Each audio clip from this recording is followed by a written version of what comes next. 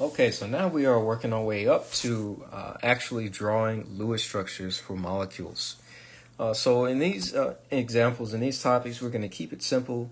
We're only drawing Lewis structures for molecules with one central atom and with no octet rule exceptions. And I'll explain what that octet rule exceptions means in just a moment. So here we have formaldehyde, and they give us the chemical formula of formaldehyde, CH2O. And they want us to draw the Lewis structure for this. So drawing Lewis structures in ALEKS is really simple. Just take a few moments just looking at the tutorial will show you how to pull your atoms together and to create bonds. That's very simple. And I have a list of steps here for you. These are also linked in ALEKS. If you go to what we call instructor resources for every problem, these videos are also linked within ALEKS itself. So if you're taking quizzes in ALEKS, for example, you can just click to the right of the problem where the periodic table is, and you can just see this video there. I have this little instruction sheet also listed there for the problems that you can use it for. All right, so these little steps kind of just give you a general idea of how to build Lewis structures. Okay, so here is the procedure. Step 1, count all of the valence electrons of the atoms. Well, we already have learned how to do that. So I have carbon. If we're doing step 1, I have carbon atoms. I only have one. I have 2 hydrogen atoms, and I have 1 oxygen atom. Well, that will give me a total of carbon will be 4 valence electrons. Hydrogen will be 1 valence electron for each hydrogen atom for 2 total. And oxygen will have 6 valence electrons for a total of 12 valence electrons. There is no charge here. Okay? Now, if this were a polyatomic ion, well, if it were a positively charged polyatomic ion, what would I have to do? Well, I'd have to remove valence electrons for every positive charge. If it were a negatively charged polyatomic ion, I'd have to add valence electrons for every negative charge, okay? But it's just a molecule, a neutral molecule. So in this case, the number of valence electrons is going to equal what we have added up here, 12, okay? So we've finished step 1. Count up all the valence electrons of the atoms. Step 2, place 1 pair of electrons in each bond. So what we need to do is put our atoms here and draw bonds between them. But the question is, which atom is going to go in the middle? I have more than 2 atoms, 2 elements, so there has to be 1 central atom. Which one will it be? Your central atom is number 1, never hydrogen, and never very electronegative elements like fluorine. Okay? Typically, it's going to be your least electronegative atom. So if I look here, I have carbon, oxygen, hydrogen. My least electronegative atom would be hydrogen, but hydrogen is never your central atom. It can only form 1 bond, so it can't be central. So oxygen is more electronegative than carbon. Carbon would be my next least electronegative after hydrogen. So carbon is going to be my central atom, and I'm going to draw all the other atoms off of it. So oxygen will be here, and let's just put hydrogen here and hydrogen here. Okay? We need to place 1 pair of electrons in each bond. So we need to start with at least a single bond between all the atoms. They are bonded together. So let's start with just a regular, plain, single bond. Okay? Now, how many electrons are represented in each bond? 1 single bond is 2 electrons. It's an electron pair. So how many electrons have we placed so far? 2 here, 2 here, 2 here, 6. We've used up 6 electrons from our 12 that we had to work with. Remember, valence electrons are the electrons involved in chemical bonding. So they're the ones that we're going to see in these Lewis structures, whether they're lone pairs or in a bond. Okay? So here are 2 here, 2 here, and 2 here. So we've placed 6 of the valence electrons of the 12 that we had to work with, which means I have 6 valence electrons left. So what do I do with those leftover 6 valence electrons? Well, we finished step 2. Let's go to step 3. We need to complete the octets of the atoms bonded to the central atom. So what we're going to do here is go back to an old rule that you probably remember from high school, the Octet Rule. And the Octet Rule is simply talking about how atoms, when they become involved in chemical reactions and form new bonds, they're doing that because they want to be like the noble gases. We call that being isoelectronic to the noble gases, meaning you have the same outer electron shell configuration. The noble gases are pretty inert, pretty stable. It's hard to get them to react.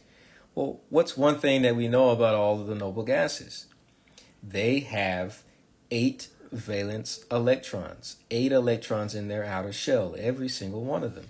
So what that means is the Octet Rule says that atoms also want to have 8 electrons in their outside shell that they have access to. Then they will be happy and stable. Okay? So all of these elements here in this molecule are going to follow that Octet Rule except for hydrogen. That's what the note is here. Remember, however, that the valence shell of any hydrogen atom is complete with only 2 electrons. There are 2 elements that are stable with only 2 valence electrons, and that is hydrogen and helium, that noble gas. Okay? So we're going to take these leftover valence electrons, and what we're going to do is we're going to place them around all of the atoms around the central atom that are not yet happy. Remember, an atom is not going to react with another atom unless it's going to get something out of the deal and reach stability. So this oxygen atom, when I'm looking at it, it doesn't have an octet. It's got access to 2 electrons here. This is a covalent bond, so these electrons are being shared between carbon and oxygen. But this oxygen only has access to 2. It wants 8. How many electrons do I have left? 6. So let's place these electrons around this oxygen atom. And these electrons will be placed in pairs. 2 here, 2 here, and 2 here. So complete the octets of the atoms bonded to the central atom. All right, we've done that. And in doing so, I placed 1, 2, 3, 4, 5, 6. I have no more valence electrons to use. I've used up all of the 12 that I had to begin with. Okay? So let's just go to step 4. Let's see if we're finished. Place any additional electrons on the central atom in pairs. We don't have any more. But do we need any more? Let's see. Let's check step 5. Step 5 says, if the central atom still has less than an octet, you must form multiple bonds so that each atom has an octet. Let's check. Oxygen, pretty happy. 1, 2, 3, 4, 5, 6. There are 2 electrons here in this single bond. 7, 8. So that means that this oxygen has access to 8 electrons there. Happy, pretty stable. Okay? What about the hydrogen? Hydrogen's happy with 2 valence electrons. This one has 2. This one has 2. Even though these electrons are being shared in these bonds, it's all right. This hydrogen atom still has access to them. So they're both happy. Okay? But what about the carbon atom here? 1, 2, 3, 4, 5, 6. It doesn't have an octet. What do? Well, step 5 says, if the central atom still has less than an octet, we must form multiple bonds so that each atom has an octet. What I have to do is convert a single bond to a double bond and recheck. If it doesn't work then I convert it to a triple bond and check.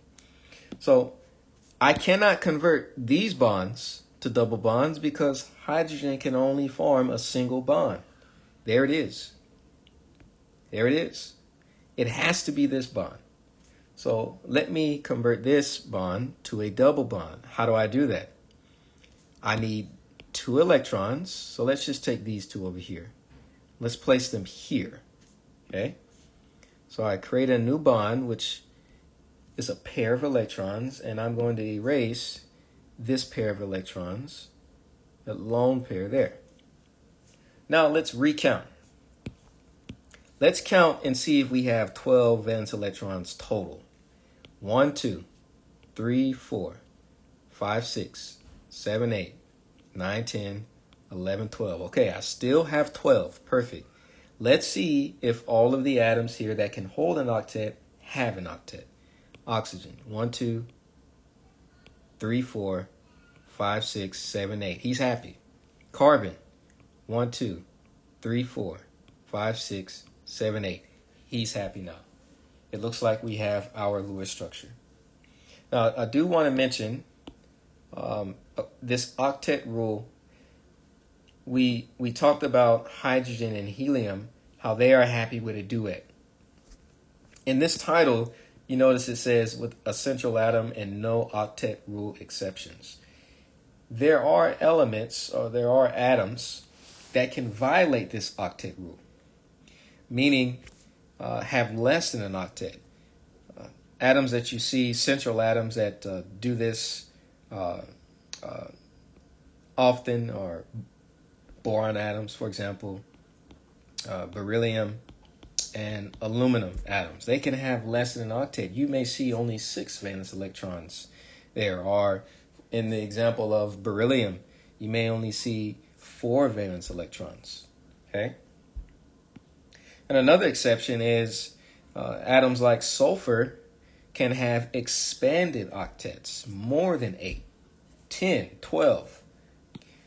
But as far as we are concerned here for these topics and these problems, and on your exam, we are going to stick with molecules with 1 central atom and no octet rule exceptions. But all of these things are, of course, discussed in the book. These octet rule exceptions are talked about on page 390 and page 391.